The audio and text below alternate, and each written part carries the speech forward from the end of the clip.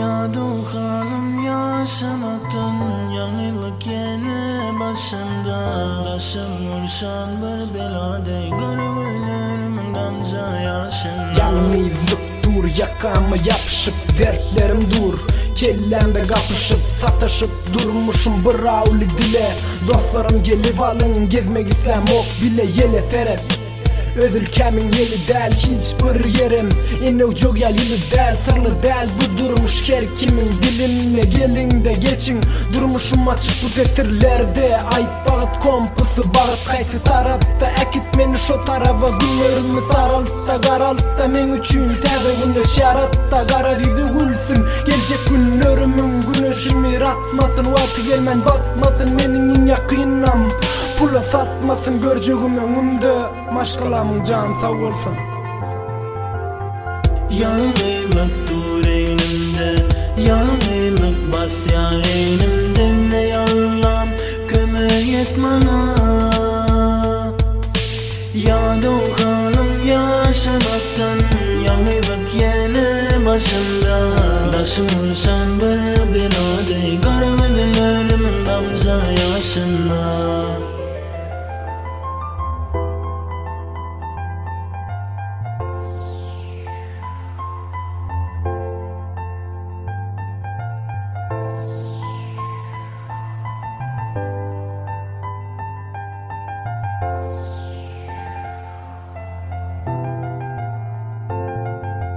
Yat yurt yat değil yalnızlık başımda. Yalan dostlarımın hemmesi daşımda. Dost deyip tapanım bol yalı akça gar. Yaz günü eredisin bir yere gitti gara. Zar men budurmuşum güler yüzüne. Göz var diyenler milletin sözünü. Tam da kulak bağ diyenler yönemin işten yok. Yaralı yürek bolsa yalan sözler döndük.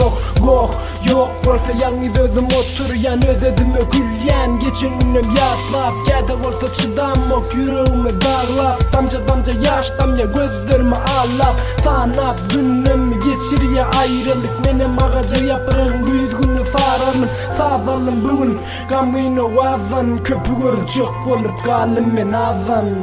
Yalnızlık dur eynimde, yalnızlık bas ya eynimde. Ne yallam kömeyet bana. Yadu halim yaşamaktan yalnızlık yeni başımda. Taşım vursan bir belade garvelerimin gamza yaşında. Yadu halim yaşamaktan yalnızlık yeni başımda. Taşım vursan bir